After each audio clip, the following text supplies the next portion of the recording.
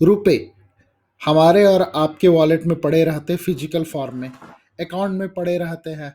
आप एटीएम में मशीन में पड़े रहते हैं, आप एटीएम से उसे विड्रॉ कर सकते हैं। लेकिन यहाँ पर जो है एक नया कॉन्सेप्ट आया है ई रुपए का। अब ये ई रुपए क्या है, इसके बारे में मैं आपसे डिस्कस करूंगा अगले कुछ मिनटों में। तो सबसे पहले मैं बता दूं, 1 दिसंबर को आरबीआई ने डिजिटल रुपए का पायलट प्रोजेक्ट को लॉन्च किया है। उसे दिल्ली, मुंबई, बैंगलोर और भुवनेश्वर जैसे शहर में लॉन्च किया गया है, जो कि एसबीआई, आईसीआईसीआई, यस बैंक और आईडीएफसी फर्स्ट बैंक के जरिए आप उसे कर ले सकते हैं, यानी कि डिजिटल रुपए को ले सकते हैं। तो हमारे मन में सबसे पहला सवाल ये आता है, ये डिजिटल रुपए क्या है? तो डिजिटल रुपए क्या है? रुपए का डिजिटल फॉर्म है, यानी कि यदि आपके पॉकेट में 100 रुपए के नोट पड़े हुए हैं और वही आपके वॉलेट में, डिजिटल वॉलेट में 100 रुपए पड़े हुए हैं, तो दोनों की वैल्यू इक्वल है। तो अब आपके दिमाग में ये क्वेश्चन आ रहा होगा, क्या जी इसकी जरूरत क्यों पड़ी, या डिजिटल रुपए से हमें फायदे क्या हैं, या डिजिटल रुपए जो होते हैं उससे हम क्या कर सकते हैं, और हमारे अकाउंट में जो पैसे पड़े हुए हैं, जो बैंक में अकाउंट में पैसे पड़े हुए, क्या वो डिजिटल फॉर्म में, क्या वही रुपए है? जी नहीं, यहाँ पर मैं आपको बता दूं, जो अकाउंट में पड़े हुए रुपए वो बहुत ही डिफरेंट है, और आपका जो डिजिटल रुपया है वो बहुत ही डिफरेंट है। डिजिटल रुपए के लिए कोई जरूरी नहीं है कि आपका उस बैंक में अकाउंट होना चाहिए। आपके पास डिजिटल रुपए के लिए, आपका ई रुपए के लिए, जिसे डिजिटल रुपए कहते हैं, उसके लिए डिजिटल एक वॉलेट होना चाहिए, जो कि आपको अभी फिलहाल एसबीआई, आईसीआईसीआई, यस बैंक और आईडीएफसी प्रोवाइड करवाएगी। अब ये चीज है क्या, और ये काम कैसे करता है? तो आप लोगों में से बहुत सारे लोग जानते होंगे क्रिप्टो करेंसी के बारे में। वो एक डिजिटल फॉर्म है करेंसी का, जो आप पी टू पी, यानी कि किसी भी पर्सन टू पर्सन को आप भेज सकते हैं। जैसे मुझे 100 रुपए की ज़रूरत है, तो आप मुझे 100 रुपए भेज दिए, तो आप कहेंगे भाई ये काम तो हम यूपीआई से भी कर ले रहे हैं, 100 रुपए से भेज दे रहे हैं, स्कैन करके कर ले रहे हैं। बहुत सारे ऐप ऐसे अवेलेबल है मार्केट में, और बहुत सारे ऐसे पेमेंट जो है ऐप है जिसके जरिए हम ये काम कर सकते हैं। तो यहाँ पर ये डिफरेंस है।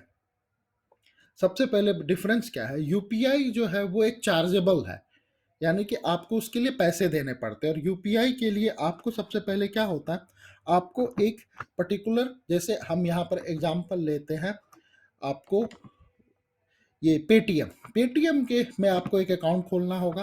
पेटीएम में आपको आपके पैसे जो होंगे अकाउंट, बैंक अकाउंट से ट्रांसफ़र करने होंगे। फिर वहाँ से आप अपने पर्सन टू पर्सन को पेमेंट कर सकते हैं, पर्सन टू मर्चेंट को पेमेंट कर सकते हैं, यानी कि दुकानदारों को। लेकिन ई रुपीज़ में क्या, ई रुपीज़ में क्या है, लेकिन ध्यान रखना है, जो पेटीएम में ये सारे सर्विसेज ले रहे हैं, ये सब सारे चार्जेबल हैं। यहाँ पर हमें एक सर्टेन अमाउंट का चार्ज देना पड़ता है। लेकिन ई रुपीज जो है वो पर्सन टू पर्सन आप पेमेंट इजिली ट्रांसफर कर सकते हैं, person to merchant payment easily transfer कर सकते हैं। तो यहाँ पर कुछ फायदे होने वाले हैं, वो किस तरह से मैं आपको बताता हूँ। सबसे पहले, अभी क्या हुआ है, रिसेंटली एक अपडेट आई है, जो यूपीआई के जो है चार्जेस लिए जाएंगे कुछ बैंकों द्वारा। अभी 20 फ्री ट्रांजैक्शन है, उसके बाद जो है सारे पर ट्रांजैक्शन आपको पैसे देने पड़ेंगे। एग्जाम्पल के तौर पर एचडीएफसी बैंक जो है वो 1000 तक, 20 फ्री ट्रांजैक्शन के बाद 1000 रुपये तक 2.75 चार्जेस लेगा, 1000 से ऊपर में 4.75 है। इसी तरह बहुत सारे बैंकों के ये डाउन है। तो क्या भारत सरकार ने क्या सोच के लाया है? अभी वो यूपीआई को प्रमोट कर रहे थे, अभी आप वो डिजिटल ये ई रुपीज लेकर आ गए हैं, तो यहाँ पर बहुत सारी चीजें जो हैं कंफ्यूजिंग टाइप से लग रही है, जो भाई इसका जरूरत क्या पड़ा। तो जरूरत ये पड़ा सरकार को, ये एक ट्रेसेबल है, आप इसको इजीली ट्रेस कर सकते हैं। आपने मुझे 100 रुपये दिए, 100 रुपये मैंने किसी और को दिए, उसने किसी और को दिए, तो ये क्या है ना, टैक्सेशन में ये सारे पैसे आ जाएंगे और ये सारी चीज़ें ट्रेस हो जाएगी बहुत इजीली।